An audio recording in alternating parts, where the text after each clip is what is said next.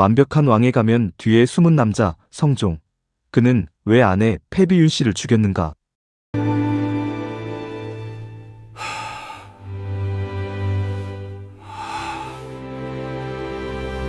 나는 성군이라고 불린 평생 완벽한 왕이었다. 하지만 난 가면을 쓰고 있었다. 조선 역사상 가장 완벽한 군주로 기록된 왕이 있습니다. 경국대전을 완성하고 홍문관을 세우고 성리학적 이상 국가를 구현했다고 칭송받는 왕. 그런데 이 왕은 자신의 아내를 사약으로 죽였습니다.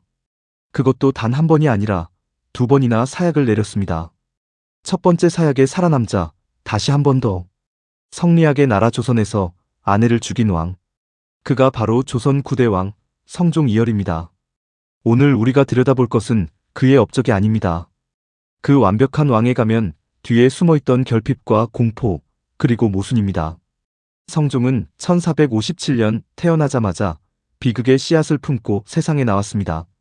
그의 아버지는 의경세자, 세조의 맏아들이었습니다. 하지만 의경세자는 성종이 겨우 2살이던 해에 세상을 떠났습니다. 아버지의 얼굴도 기억하지 못하는 나이에 고아가 된 것입니다. 어머니 인수대비는 살아있었지만 궁궐이라는 공간에서 과부의 삶은 고립이나 다름없었습니다. 성종의 유년기는 아버지 없이 권력의 중심에서 비껴선 채 시작되었습니다. 더 결정적인 사건은 1469년에 찾아옵니다. 숙부 예종이 재위 1년 만에 갑자기 승하합니다. 후계자를 정해야 했습니다. 예종의 아들이 있었지만 너무 어렸고 정희왕후와 한명회 등 권력 실세들은 13살에 이열을 지목했습니다. 성종은 준비도 예고도 없이 왕이 되었습니다. 스스로 선택하지 않은 자리에 갑자기 놓인 소년. 이것이 성종이라는 인물을 이해하는 첫 번째 열쇠입니다. 그는 왕좌에 오른 것이 아니라 왕좌에 놓인 것입니다. 즉위 초반 7년 동안 성종은 실질적인 권력을 갖지 못했습니다.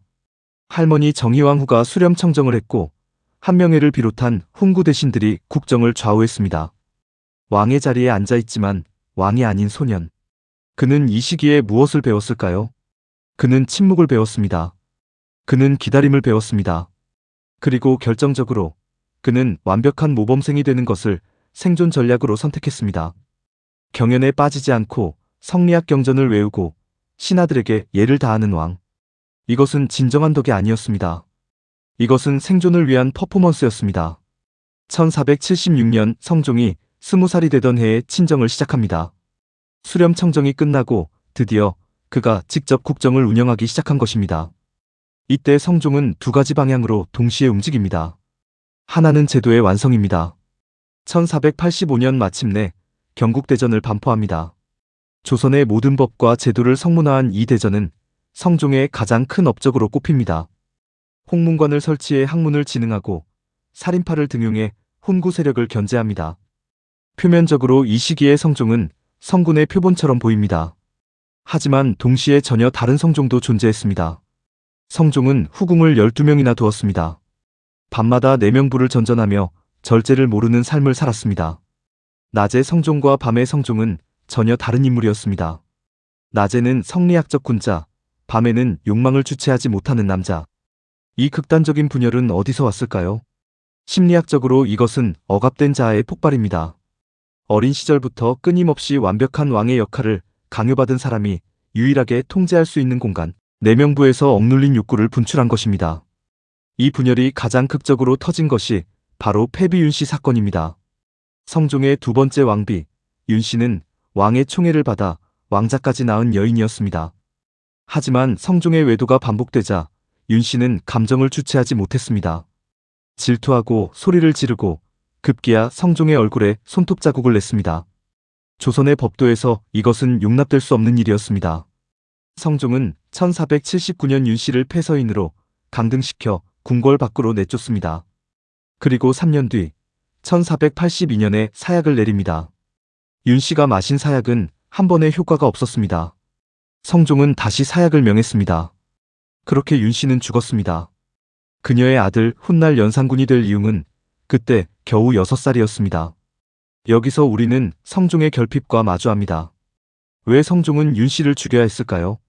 윤 씨의 잘못이 사형에 해당하는 것이었을까요? 아닙니다. 성종이 두려워한 것은 윤 씨의 행동 자체가 아니었습니다.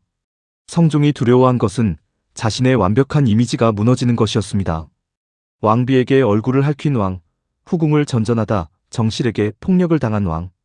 그 이야기가 퍼지는 순간 그가 평생 쌓아온 성군의 이미지는 산산조각납니다. 윤 씨는 성종의 결핍을 가장 가까이에서 목격한 증인이었습니다. 그리고 성종은 그 증인을 지웠습니다. 이때 성종의 어머니 인수대비는 패비 윤 씨를 강하게 적대했습니다. 인수대비는 며느리 윤 씨를 몰아내고 처형하는 데 핵심적인 역할을 했습니다. 성종은 어머니의 의지에 따랐습니다. 아니, 어쩌면 어머니의 의지 뒤에 숨었습니다. 어릴 때부터 아버지 없이 어머니와 단둘이 생존해온 성종에게 인수대비는 절대적인 존재였습니다. 그 어머니의 판단을 따르는 것은 오랜 습관이기도 했고 자신의 책임을 분산하는 방법이기도 했습니다. 이것이 성종 콤플렉스의 두 번째 축입니다. 겉으로는 완벽한 군주이지만 실제로는 어머니의 그늘 아래 있는 남자. 성종은 패비 윤 씨의 죽음에 대해 끝까지 비밀을 유지하려 했습니다. 신하들에게 이 사실을 세자, 즉 훗날의 연산군에게 절대 알리지 말라고 명했습니다. 성종은 죽을 때까지 그 비밀을 안고 갔습니다. 하지만 비밀은 새어나갑니다. 연산군은 즉위 후 어머니의 죽음을 알게 됩니다. 그리고 역사상 가장 잔혹한 복수가 시작됩니다. 갑자사와 이미 죽은 신하들의 무덤을 파헤치고 살아있는 자들을 도륙하는 광기. 연산군의 폭정은 어디서 왔을까요? 적어도 그 씨앗은 성종이 뿌린 것입니다. 성종은 1494년 38세의 나이로 세상을 떠납니다. 제위 25년, 조선의 기틀을 완성한 왕으로 기록되었습니다. 하지만 그가 떠나고 불과 몇 년 만에 조선은 두 번의 대참극을 맞이합니다. 무오사화와 갑자사화. 성종이 만든 살림의 등용과 패비 윤 씨의 은폐가 결합해 만들어낸 폭풍이었습니다. 완벽한 왕이 만든 불완전한 유산. 성종을 어떻게 평가해야 할까요? 그는 분명 유능한 왕이었습니다. 경국대전은 이후 500년 조선의 법적 토대가 되었고 홍문관은 조선 학문의 심장이 되었습니다. 하지만 동시에 그는 자신의 결핍을 직면하지 못한 남자였습니다. 어린 시절의 결핍, 즉 아버지의 부재, 준비되지 않은 직위, 타인의 시선에 종속된 자아. 이 결핍들이 그를 밖으로는 완벽하게, 안으로는 분열되게 만들었습니다. 그리고 그 내면의 분열은 결국 윤 씨의 죽음으로, 연산군의 광기로, 사화의 피바람으로 이어졌습니다. 우리가 성종에게서 배워야 할 것은 무엇일까요? 제도를 만드는 능력, 학문을 장려하는 의지, 균형을 추구하는 정치적 감각. 이것들은 분명 본받을 만한 것입니다. 하지만 동시에 우리는 그에게서 경고도 읽어야 합니다. 자신의 내면을 외면하고 이미지만 쌓는 삶은 언젠가 반드시 균열을 일으킨다는 것. 가장 가까운 사람에게 상처를 주고 그 상처는 예상치 못한 방식으로 되돌아온다는 것. 그리고 진실을 은폐하는 것은 문제를 해결하는 것이 아니라 더 큰 폭발을 예약하는 것이라는 것. 성종은 가면을 쓴 왕이었습니다. 그 가면은 너무 정교해서 역사는 오랫동안 가면이 얼굴인 줄 알았습니다. 하지만 가면 뒤에는 아버지 없이 자란 소년이 있었습니다. 타인의 기대 속에서 자신이 누구인지 잊어버린 남자가 있었습니다. 그리고 그 잊혀진 자아가 만들어낸 그림자가 조선 역사를 뒤흔들었습니다. 영상이 도움되셨다면 구독과 좋아요 부탁드립니다. 다음 시간에는 어머니의 복수를 위해 조선을 불태운 아들 연산군의 더 위대한 콤플렉스로 돌아오겠습니다. 시청해주셔서 감사합니다.